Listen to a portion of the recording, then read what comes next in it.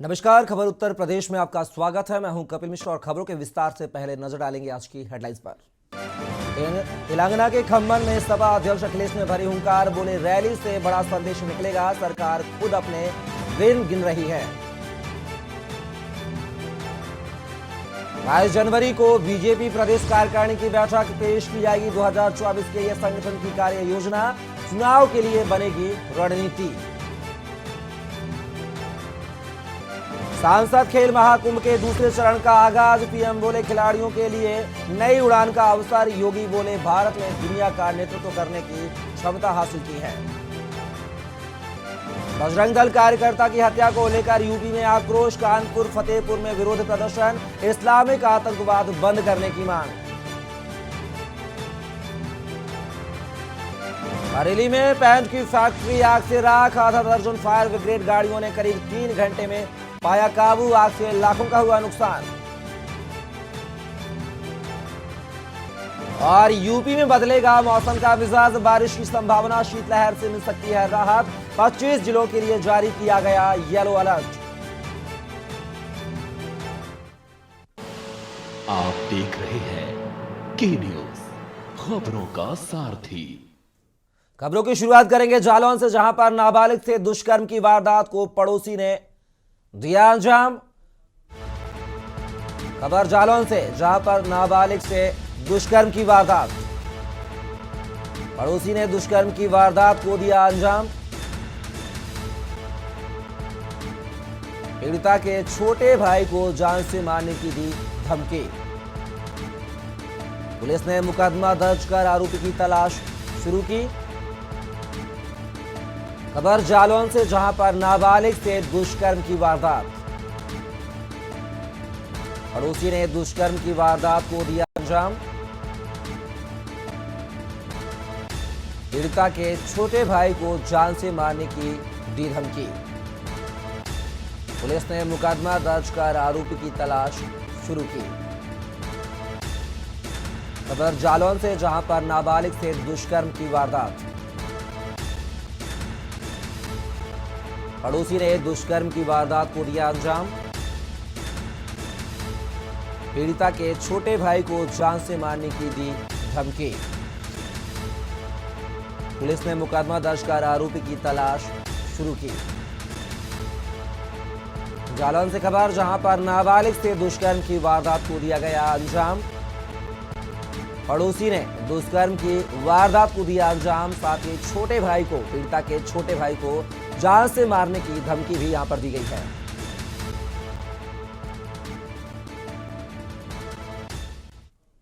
वही खबर आगरा से, जहां पर पुलिस के शिकंजे में आया ठग गैंग, फर्जी दस्तावेजों के सहारे करता था रजिस्ट्री। आगरा से खबर, जहां पर पुलिस ने शातिर ठग्गू किया गिरफ्तार, फर्जी दस्तावेजों के सहारे करता था रजिस्ट्री। फर्जी कागजात बनवाकर 4 करोड़ में बेची थी जमीन। 23 लाख रुपए बरामद, 80 लाख रुपए बैंक में सीज। 23 लाख रुपए बरामद, वहीं 80 लाख रुपए बैंक में सीज किए गए हैं। फर्जी रजिस्ट्री से परेशान युवती ने की थी आत्महत्या। पुलिस ने गिरोह के 3 सदस्यों को किया गिरफ्तार। थाना एतमादपुर पुलिस और एसओजी की टीम ने की कार्यवाही। आगरा से खबर, जहां पर पुलिस के शिकंजे में आया ठग गैंग, फर्जी दस्तावेजों के सहारे करता था रजिस्ट्री। फर्जी कागजात बनवाकर 4 करोड़ में बेची थी जमीन। 23 लाख रुपए बरामद, 80 लाख रुपए बैंक में फिलहाल सीज किए गए। आपको बता दें, फर्जी रजिस्ट्री के सहारे यह लूट की तो ठगी की घटनाओं को अंजाम दिया करते थे। फर्जी रजिस्ट्री से परेशान होकर युवती ने आत्महत्या भी की थी। पुलिस ने गिरोह के 3 सदस्यों को किया गिरफ्तार। थाना एतमादपुर पुलिस और एसओजी टीम की बड़ी कार्रवाई। आगरा से खबर, जहां पर पुलिस के शिकंजे में आया ठग गैंग, फर्जी दस्तावेजों के सहारे करता था रजिस्ट्री। फर्जी कागजात बनवाकर 4 करोड़ में बेची थी जमीन। 23 लाख रुपए बरामद किए हैं पुलिस ने, वहीं 80 लाख रुपए बैंक में सीज। खबर सोनभद्र से है, जहां बाबा साहब की मूर्ति टूटने पर बवाल। पुलिस ने स्थानीय लोगों के साथ की बैठक। ग्राम प्रधान ने नाम बताने वाले पर इनाम भी घोषित किया। पूरे मामले को लेकर पुलिस ने स्थानीय लोगों के साथ बैठक की है। ग्राम प्रधान ने नाम बताने वाले पर इनाम भी घोषित किया है। थाना क्षेत्र के रामगढ़ गांव का यह पूरा मामला। सोनभद्र से खबर, जहां पर बाबा साहब की मूर्ति टूटने पर हुआ बवाल। पुलिस ने स्थानीय लोगों के साथ की बैठक। शांति सौहार्द बनाने के लिए इस बैठक का आयोजन किया गया था। आपको बता दें, ग्राम प्रधान ने नाम बताने वाले पर इनाम भी घोषित किया है। कोन थाना क्षेत्र के रामगढ़ गांव का यह पूरा मामला। सोनभद्र से खबर, जहां पर बाबा साहब की मूर्ति टूटने पर बवाल। पुलिस ने स्थानीय लोगों के साथ की बैठक। ग्राम प्रधान ने नाम बताने वाले पर इनाम भी घोषित किया। कोन थाना क्षेत्र के रामगढ़ गांव का यह पूरा मामला। सोनभद्र से खबर, जहां पर बाबा साहब की मूर्ति टूटने पर हुआ बवाल। पुलिस ने स्थानीय लोगों के साथ बैठक की। शांति बनाए रखने को लेकर, सौहार्द बनाए रखने को लेकर इस बैठक का आयोजन किया गया था। ग्राम प्रधान ने नाम बताने वाले पर इनाम भी घोषित किया है। बौद्ध थाना क्षेत्र के रामगढ़ गांव का यह पूरा मामला।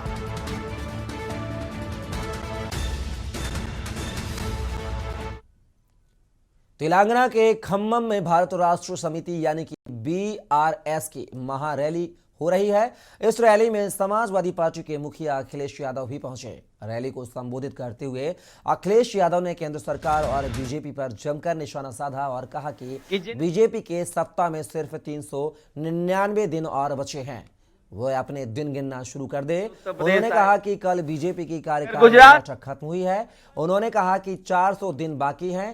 हमें तो लगता था कि ये सरकार वह है जो दावा करती थी कि हटेगी नहीं, लेकिन अब वो स्वयं स्वीकार कर रहे हैं कि अब 400 दिन हैं जो सरकार अपने दिन गिनने लगे, तो समझ लें कि ये सरकार 400 दिन के बाद रुकने वाली नहीं है।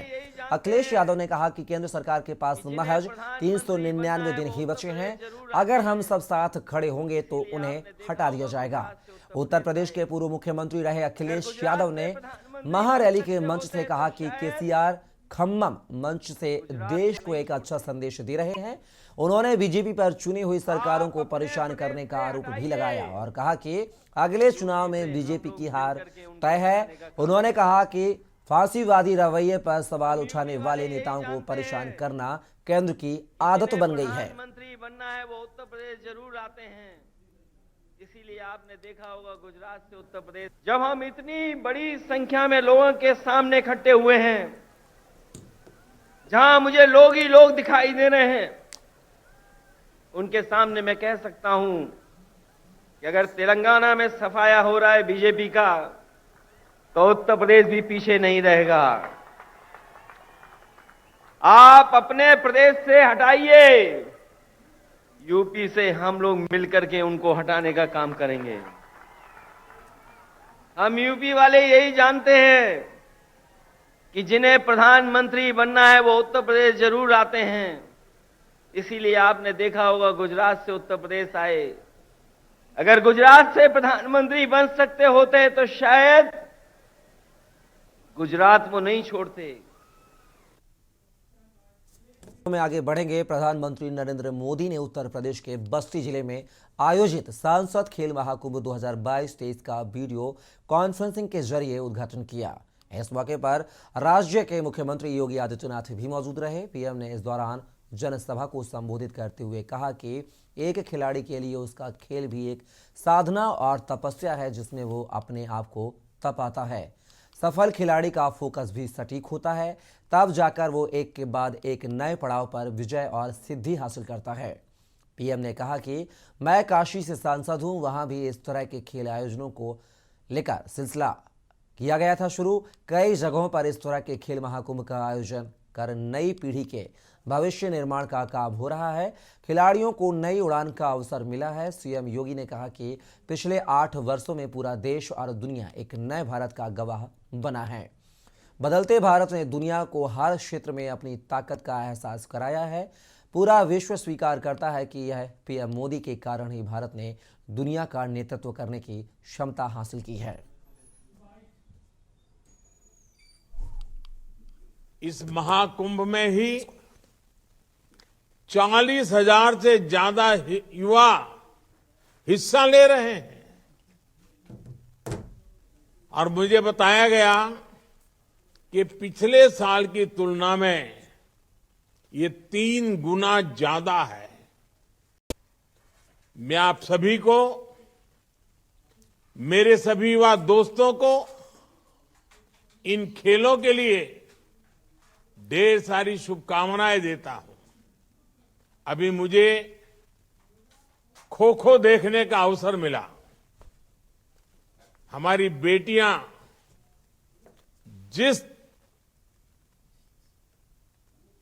चतुराई के साथ और टीम के साथ पूरी तरह टीम स्पिरिट से खेल रही थी, वाकई बड़ा आनंद आ रहा था देख करके। आज के इस कार्यक्रम में बस्ती जनपद के गांव-गांव से आए हुए सभी खेल प्रतिभागीगण, छात्र छात्राएं और उपस्थित भाइयों बहनों, मैं आप सबकी ओर से आदरणीय प्रधानमंत्री जी का हृदय से स्वागत करता हूं, अभिनंदन करता हूं। पिछले 8 वर्षों में पूरे देश ने और पूरी दुनिया ने एक नए भारत का दर्शन किया है। बदलते हुए भारत ने दुनिया के सामने हर एक क्षेत्र में अपनी ताकत का एहसास कराया है और आज दुनिया भी इस बात को मानती है। प्रदेश में एक ओर जहां इन्वेस्टमेंट को लेकर लगातार दावे और वादे किए जा रहे हैं, तो वहीं दूसरी ओर बजट भी आने वाला है। प्रदेश में इन्वेस्टमेंट और आने वाले बजट को लेकर यूपी के वित्त मंत्री सुरेश खन्ना से बात की हमारे एग्जीक्यूटिव एडिटर प्रदीप विश्वकर्मा ने। इस दौरान क्या कुछ कहा वित्त मंत्री सुरेश खन्ना ने, चलिए आपको सुनवाते हैं। हमारे साथ हैं कैबिनेट मंत्री, वित्त मंत्री हैं, उन्हीं से बात करेंगे। सुरेश खन्ना साहब, बजट सेशन आने वाला है, कितनी तैयारी है इसको लेकर के? पूरी तैयारी है जी बजट सत्र जी अपने समय पर होगा जी और सरकार पूरी तरीके से तैयार है। पिछले वर्ष से जो पिछली बार का जो बजट था, उस बजट से इस बार का बजट कितना अधिक होगा? ये तो बताना मुश्किल है, जी लेकिन पिछले बार से अधिक होगा। अच्छा, ये इन्वेस्टमेंट की बात करें तो एक हैवी इन्वेस्टमेंट की बात चल रही है। आप वित्त मंत्री हैं, अब तक कितना इन्वेस्टमेंट आ चुका है? इसके बारे में तो कई बार बताया भी जा चुका है, समाचार पत्रों में भी छप चुका है, जी जी इलेक्ट्रॉनिक मीडिया पर बाकायदा जी, सभी लोगों को धन्यवाद दिया गया। इसमें मुख्यमंत्री जी का भी बयान आया है ठीक बात। और पूरा जिस समय नहीं, अब तक अभी तक तो जो हो रहा है, क्योंकि अब मीट होने वाली है, अब आपको लग रहा है कि फाइनल डिजिट कितनी है? अभी तो MOU वो रोड शो चल रहे हैं ना, जी जी। डिफरेंट स्टेट पे रोड शो चल रहे हैं। अच्छा, तो ये बता दीजिए कि बजट जितना है आपका उत्तर प्रदेश का, उससे 3 गुना इन्वेस्टमेंट की बात की जा रही है। ऐसा है, जी निश्चित रूप से उत्तर प्रदेश में लोग इन्वेस्ट करने के लिए उत्सुक हैं और असलियत भी यह है कि उत्तर प्रदेश बहुत उपयुक्त स्थान है वर्तमान में इन्वेस्टमेंट के लिए। अच्छा, विपक्ष आरोप लगा रहा है कि जितना तो बजट नहीं, उससे 3 गुना का बजट इन्वेस्टमेंट की बात कर रहे हैं, हंसी मखौल उड़ा रहे हैं। ऐसा कुछ भी नहीं जी लोग MOU अपने आप लोग जब अपनी इंटेंशन शो कर रहे हैं जी जी तो इसमें गलत क्या? जी, इसको स्वागत होना चाहिए इसका। ठीक है, बहुत शुक्रिया के न्यूज़ से बात करने। ये है वित्त मंत्री जी, जो मैं बता रहे हैं कि विपक्ष चाहे जितना मखौल उड़ाए, लेकिन जो वास्तविकता है वो वास्तविकता है और विपक्ष को भी इस वास्तविकता को नकारना नहीं चाहिए, उन्हें स्वीकार किया जाना चाहिए।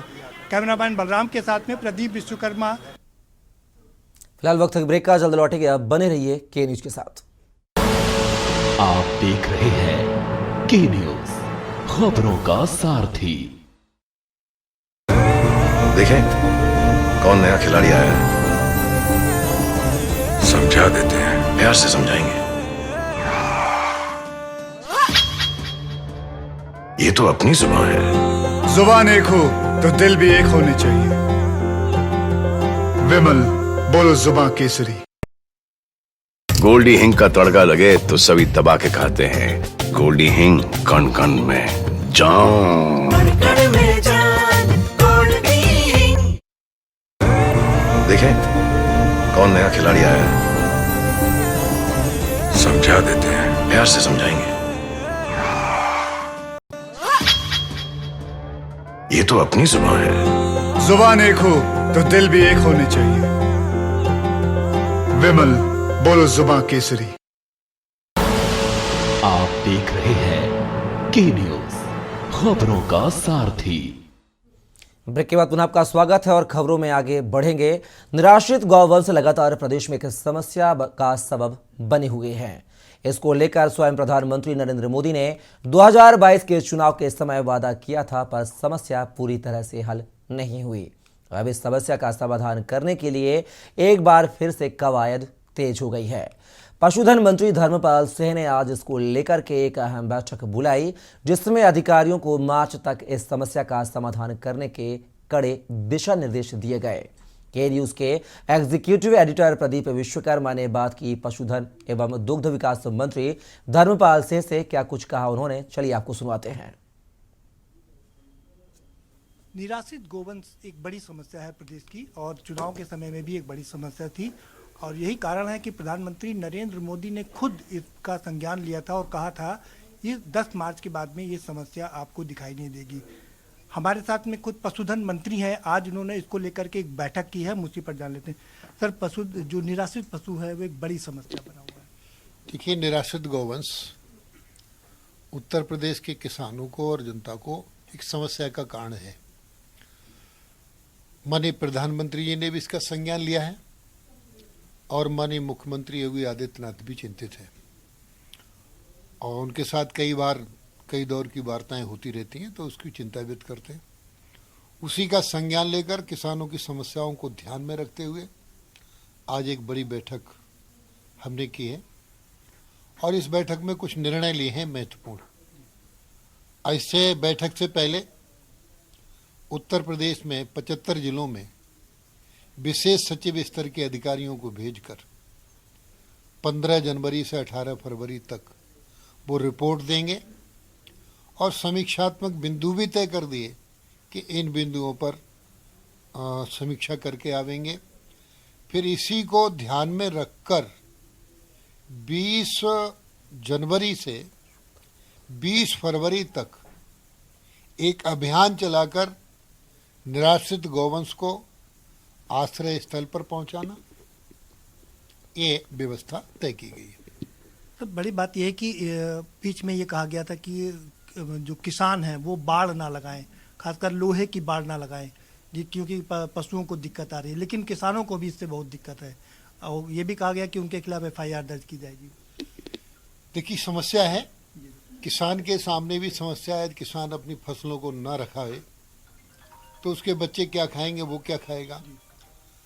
और निराश्रित गौवंश के सामने भी समस्या है, वो किसानों के खेतों में खाने ना जाए तो फिर कहाँ जाए।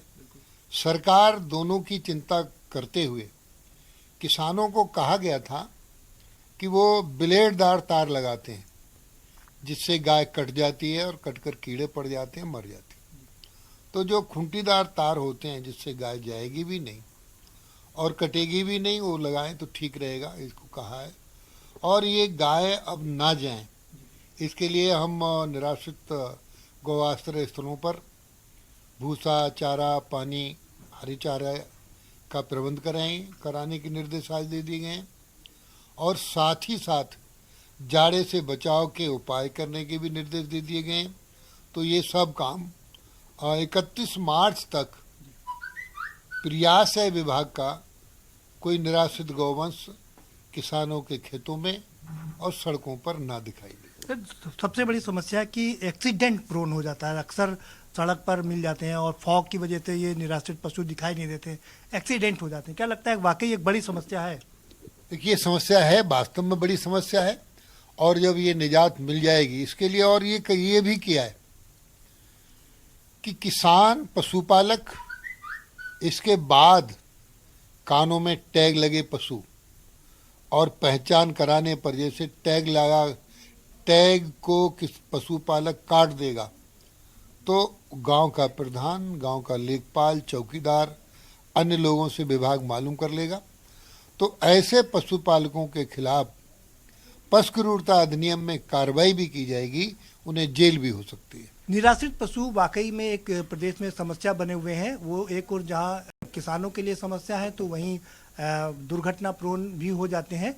में आगे बात करेंगे। मंगलवार को पूर्व काबीना मंत्री एवं शहर विधायक इकबाल महमूद ने अपने आवास पर मीडिया से बात करते हुए सपा सांसद डॉक्टर शफीकुर रहमान वर्क द्वारा बसपा सुप्रीमो मायावती की तारीफ करने पर पूछे गए सवालों के जवाब में कहा कि राष्ट्रीय अध्यक्ष अखिलेश यादव को ब्लैक मैन करने की कोशिश है। वर्क जिस थाली में खाते हैं उसमें ही छेद करते हैं। इतना ही नहीं, इकबाल महमूद ने कहा कि चुनाव लड़ना अब उनके बस की बात नहीं है। वो कहीं भी चले जाएं, कोई उनको साथ देने वाला नहीं है। बसपा हमेशा मुसलमानों का वोट लेकर नकारती रही है और बुरा कहती रही है। हमारी पार्टी जिसे भी उम्मीदवार बनाएगी, नौजवान को बनाएगी। वर्क के बयान को लेकर सियासी गलियारों में हड़कंप है। तो अब इकबाल महमूद के बयान ने हंगामा खड़ा कर दिया है।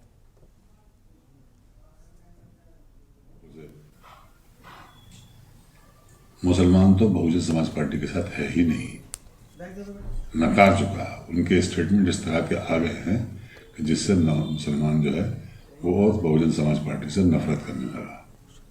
इसलिए और मैं ये समझता हूँ कि बहुजन समाज पार्टी के जो मूल वोटर थे अब वो भी उनके साथ नहीं रहे हैं, वो भी बिखर गया है।